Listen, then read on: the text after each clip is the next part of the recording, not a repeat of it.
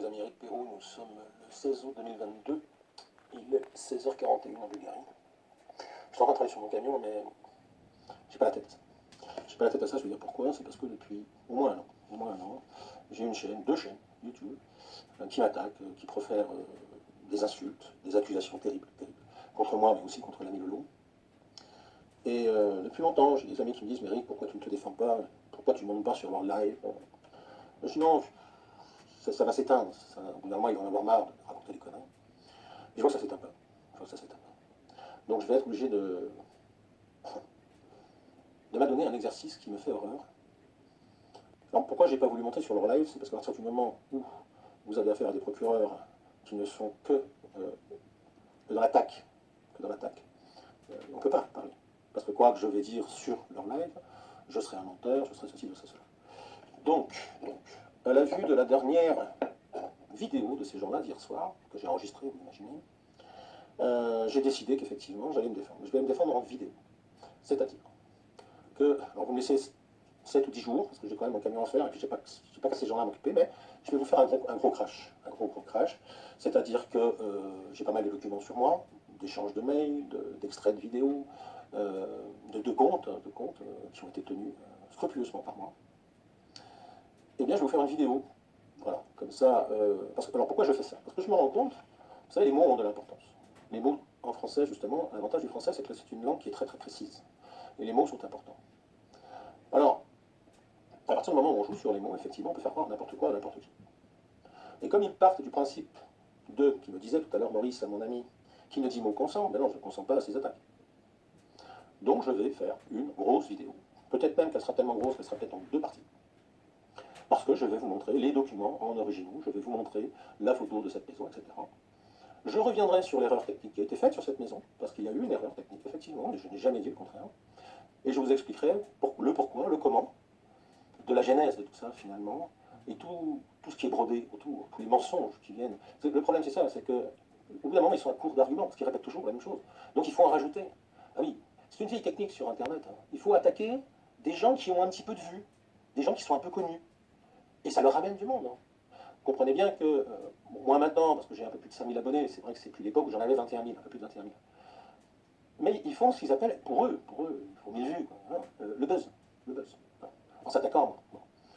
Alors jusqu'à présent, je n'ai rien dit, j'ai subi, j'ai supporté. Mais là, je pense que ça dépasse largement l'entendement. Donc je vais sortir les dossiers. Vous aurez à l'écran les comptes exacts. Voilà.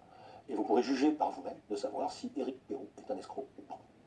Donc je vous donne rendez-vous, je vous dis, je sais pas, il y a quand même du boulot, moi, hein, parce qu'il faut que j'aille rechercher sur mes ordinateurs tous les documents que j'ai compilés depuis un an, enfin non, depuis même 2 ans. Vous faire le montage, que ce soit propre, etc. Et puis là, ben, je dirais que j'espère que tous ces gens, vous allez m'aider à les dénoncer. Parce qu'ils ont largement participé à casser le mouvement des Gilets jaunes, ces gens-là, c'est les mêmes. Pourquoi ça? Je vous donnerai peut-être l'explication, pourquoi ce monsieur est un frustré des Gilets jaunes, et pourquoi à partir du moment où il a connu cette frustration, il s'est mis à attaquer tout ce qu'ils appelaient, eux, les leaders, ou les agents du système. Voilà. J'aime pas faire ça. J'aime pas. Mais il y a un moment, je vous dis, les traîner en justice, c'est payer des avocats, j'ai pas les moyens. Je pourrais le faire. Je vais vous lire juste un texte, et puis on en terminera là. Alors, diffamation publique. La diffamation publique est une diffamation qui peut être entendue ou lue par un public étranger à l'auteur des faits, sa victime ou un cercle restreint d'individus liés à ces derniers. C'est le cas de propos prononcés en pleine rue, publiés dans un journal ou sur un site internet. Les propos tenus sur un réseau social peuvent être aussi considérés comme une diffamation publique. Selon le verrouillage choisi par le détenteur du compte, les propos tenus peuvent être accessibles à tout internaute ou à un cercle plus ou moins restreint d'amis. Si les propos tenus sont diffusés sur un compte accessible à tous, il s'agit d'une diffamation publique. Le fait qu'une diffamation ait été prononcée dans un lieu fermé n'en fait pas forcément une diffamation non publique. Ça nous intéresse pas.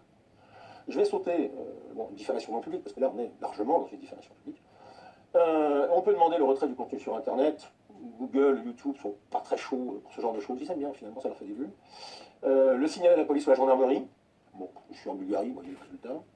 Porter plainte, je vous l'ai dit, moi je n'aurai plus les avocats. Moyen de défense, ce qui est intéressant, c'est la peine encourue. Voilà. La diffamation publique. La diffamation publique est punissable d'une amende de 12 000 euros. Diffamation, voilà. Alors, sauf à dire qu'il y a un avocat qui arrive à amener en justice ce monsieur, ces monsieur, donc ça fait 2 fois 12 000, hein, et qu'on fasse 50-50 sur le résultat, pas de problème, je suis preneur. Mais moi, j'ai pas d'argent pour attaquer. Voilà ce que je voulais vous dire aujourd'hui. Ça ne m'amuse pas du tout, parce que j'ai pas envie de faire le jeu de ces gens-là. Et ce qui m'embête, c'est de voir, quelque part, de belles personnes s'imaginer que ce qu'ils disent c'est vrai parce qu'ils l'ont répété depuis un an et que je n'ai pas réagi. Et ça m'embête plus que tout. Parce que sinon, vous savez, après, le train passe, hein, donc on s'en fout un peu. Voilà, c'est un engagement, je vais faire cette vidéo. Je ne l'avais pas fait non plus, j'avais pensé la faire il y a déjà un an, mais j'avais envie de préserver finalement ces gens qui m'attaquaient. Parce que divulguer leur identité, divulguer finalement leur turpitude, je dirais, j'avais pas envie, parce que je ne suis pas de ce monde-là. Mais je crois que là, on atteint des sommets, donc sommet d'ailleurs qui avait été atteint, et j'avais failli effectivement déjà réagir à l'époque lorsque ils ont insinué que Laurent aurait eu des relations avec une gamine de 12 ans, je crois, à la Martino. Donc là, si vous voulez, on va le ressortir, ça. Après, on choisira ce qu'on va faire. Mais on va le ressortir. Et là, messieurs, voilà. Parce que je ne suis pas un homme violent, justement, contrairement à ce que vous voulez faire croire. Je ne suis surtout pas un homme violent. Je peux me mettre en colère, oui. Oui, je peux me mettre en colère, effectivement, parce que je reste un homme. Mais je ne suis pas un homme violent. Voilà. Donc, voilà, mes amis, je vous laisse. Réserver vos opinions par rapport à ce genre de personnage. Et puis j'ai retrouvé des belles vidéos qui parlent de ce monsieur-là et qui menace une gamine que je connaissais un peu sur Internet à l'époque, qui l'a menacé de viol, en réunion en plus. C'est dramatique, ça me fait chier. J'avais vraiment pas envie, et c'est comme ça. Je vous embrasse, il paraît que j'ai pas le droit de vous dire que je vous aime aussi. Bah si, je vous aime, et je les emmerde.